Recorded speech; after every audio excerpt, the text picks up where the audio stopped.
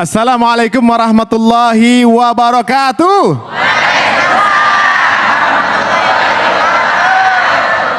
Alhamdulillahirabbil alamin wassalatu wassalamu ala asrofil anbiya'i wa mursalin sayyidina Muhammadin wa alihi washabihi ajmain amma ba'd.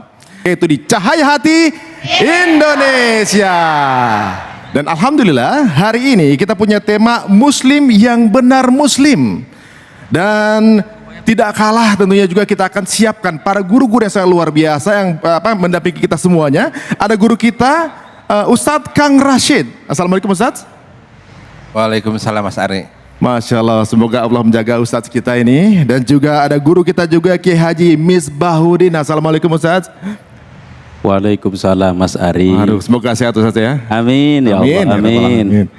Dan berikutnya tentunya juga jika banyak sekali wanita solehah, ada juga pembimbingnya yaitu Ustazah Yuli Yasinda. Nah, Assalamualaikum Ustazah. Waalaikumsalam warahmatullahi wabarakatuh Mas Ari. Aduh, Masya Allah, lengkap sepertinya guru kita hari ini. Tapi sebelum kita berlanjut dengan tema tersebut, kita akan saksikan dulu ada satu tausiah dari guru kita Gus Baha di Cahaya Hati Indonesia. Selamat menyaksikan.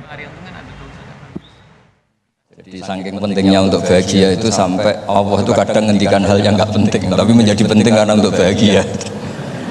Jadi kalau Allah tanya Nabi Musa ketika ketemu dipanggil itu, wa ma tilka biyaminika ya Musa, yang kamu bawa itu apa? Padahal ketika dipanggil itu kagetnya bukan main. Nah, bawaan orang dipanggil atasan tuh grogi, maka Allah ngendikan yang rileks. Kamu bawa apa? Gitu. Yang kamu pegang tangan kanan kamu itu apa? Masa Allah tanya sekedar gitu kan karuan. Wong kita manusia aja tahu yang dibawa Musa itu apa tong? Kok Allah malah tanya? Banyak analis, banyak mufassir, banyak ahli hakikat yang berpendapat Allah itu menghilangkan groginya Nabi Musa. Sehingga tanya yang ringan. Jadi ditanya, wa ma tilka biyaminika ya Musa? Kamu bawa apa ke sini? Yang di tangan kanan kamu itu apa? Nabi Musa jawabnya ya lucu ya sederhana. Ini tongkat Gusti. Tak pakai menggembala kambing, tak pakai ini itu. Masih bilang dan lain-lain. Kayak laporan keuangan tuh, kalau susah menerangkan itu dan lain. Terakhir ditutup waliya fiha ma'arifu ukhra, dan masih ada lagi yang lain di depan Allah. Di dalam ilmu tafsir diantaranya itu dikenal namanya tanazzulatul maula. Allah itu menurunkan martabatnya. Allah sebagai Tuhan tentu tidak pernah menghutang kita, tidak pernah merasa dikasih karena semuanya itu milik Allah.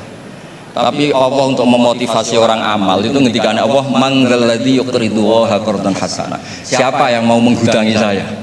Allah itu tentu tidak butuh hutang kita karena kan semua milik kita itu milik Allah. Tapi supaya orang termotivasi amal, merasa superior, merasa heroik, saya mau menghutangi Allah, saya mau menolong Allah. Padahal Allah bukan nasir, Allah ni'mal maula wa ni'man nasir. Tapi Allah mengistilahkan dirinya intan suruwaha. Jika kalian menolong Allah, wahal yahtaju ilan nasri, tentu Allah tidak butuh pertolongan kita. Tapi itu tanazzulan. Allah yang Tuhan saja menurunkan derajatnya untuk komunikasi dengan manusia. Masya Allah, mendengar kisah ini luar biasa ya. Bahkan Allah saja masih bertanya dengan Nabi Musa sesuatu yang saya yakin Allah sudah tahu. Kebetulan ada guru-guru kita di sini, kita akan tanyakan, ini maksudnya seperti apa ya? Kok Allah sebagai zat yang maha tahu, maha besar, masih sudi untuk kemudian bertanya dengan Nabi Isa. Nah, ini menarik nih. Kita mulai tanya mungkin dari... Kalau para nabi mukjizat, kalau para wali karomat, kalau para ulama maunat. Mbah Hamid punten, anak saya sakit, sini coba ambil air teh sebab. Tapi kalau benda itu khasiat. Mama aku sakit perut nih. Kata mamahnya Mas Ari, coba ambil pucuk jambu. Tuh ya, coba rebus. Pucuk jambu itu sebab. Pertanyaannya, pucuk jambu saja dikasih wasiat oleh Allah. Dia memberikan wasiat, memberikan khasiat. Apalagi bunda ayahanda pemirsa Cahaya Hati yang memiliki iman, yang memiliki keyakinan kepada Allah, itu sudah melebihi sebab. Maka jadikanlah pelajaran ini, tadi Gus Baha menyampaikan, kita harus membanyak sebab-sebab. Ibadah sebab, taubat sebab, sholat itu sebab supaya bunda dekat kepada Allah Subhanahu Wa Taala. Itu Mas Ari. Masya Allah. Jadi justru ini yang menjadi wasilah jadi jatuhnya ya. Jadi sebab gitu ya. Bukan bendanya tapi izin dari Allahnya tentunya juga. dari Allah. Izin dari Allahnya. Masya Allah luar biasa. Nah, saya juga penasaran nih Ustaz ya. Apakah ya Allah yang sebesar itu, maksudnya pemilik segala, kalau bila orang bilang sombong, yang boleh sombong cuma Allah doang, masih sudi untuk kemudian merendahkan diri tadi. Guru kita Gus Baham berkata seperti itu. Jadi sepertinya merendahkan ego gitu. Nah kalau dalam Islam gimana sih Kiai sebenarnya? Ego dan juga mungkin kesombongan dalam Islam tuh bagaimana sih? Terima kasih Mas Ari. Kalau dalam Islam itu kesombongan tidak diperbolehkan.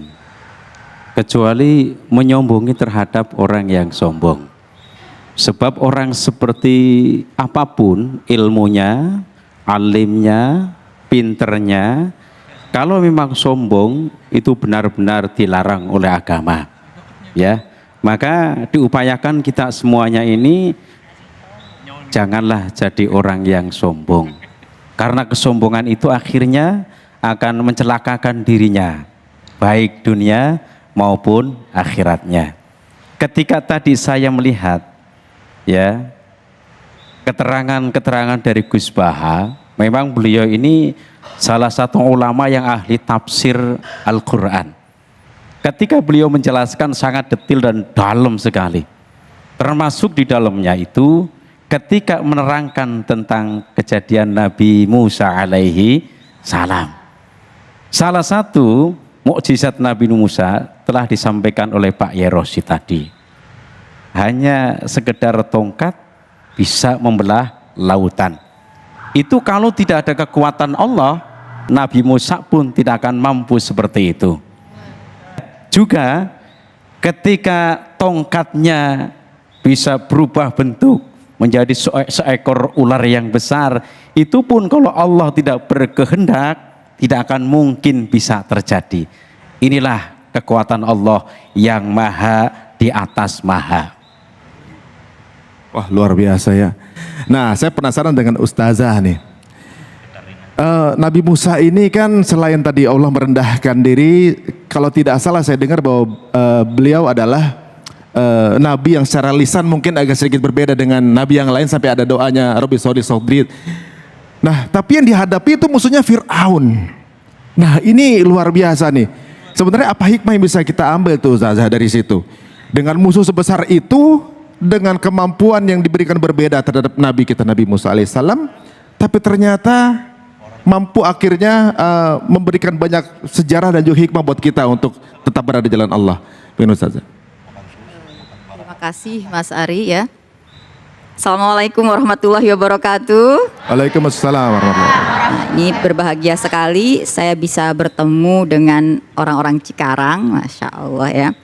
Ini ibu dan bapak yang dirindukan surga ini Mas Ali. Baik, tadi pertanyaannya apa sih, kok bisa sih gitu ya Nabi Musa itu hanya diberi tongkat untuk melawan Fir'aun yang ngaku-ngaku Tuhan gitu. Nah ini sebetulnya kembali kepada tadi pertanyaan Allah Subhanahu Wa Taala, Mahya biyaminika ya Musa. Jadi tadi betul bahwasanya Allah tahu bahwa yang di tangan Nabi Musa itu adalah tongkat. Kenapa Allah kemudian masih tetap bertanya? Nah, di antaranya itu adalah untuk meyakinkan Nabi Musa bahwa tongkat yang ada di tangannya itu bukan sembarang tongkat. Nah, Allah ingin meyakinkan kepada Nabi Musa dengan kuasa Allah Subhanahu Wa Taala, tongkat yang terbuat dari kayu bisa berubah jadi ular. Itu adalah sebuah mukjizat. Jadi istilahnya santai Musa, jangan takut. Gitu ya. Aku, kata Allah, bersama kamu untuk menghadapi Fir'aun. Kembali kepada Nabi Musa ya. Dia baru sadar, wah saya kayaknya udah kepanjangan nih menjelaskan tentang tongkat saya. Maka dia pun apa tadi? Wa usubiha ala gonabi waliya fiha ma'aribu ukhra. Nah, dia bilang apa? Bahwa saya juga punya kepentingan-kepentingan lain atas tongkat ini. Jadi dia sadar udah kepanjangan nih, tapi dia berharap dalam hati, aduh maunya Allah bertanya lagi nih, apa itu ma'arib ukhronya? Apa itu kebutuhan yang lainnya? Tapi tentu saja tidak. Allah sudah yakin bahwa Nabi Musa sudah tahu bahwa yang di tangannya adalah tongkat kayu biasa. Kemudian Allah berkata, wa alqiha ya Musa, fa alqiha ya Musa. Buang dia, lempar dia. Kemudian innaha innaha hayatan tas'a. Dia berubah menjadi ular yang besar, bergerak. Nah, ini adalah salah satu mukjizat Nabi Musa untuk meyakinkan Mas Ari bahwa kamu tidak akan sendirian. Tapi jangan kemana-mana, hanya di Cahaya Hati Indonesia.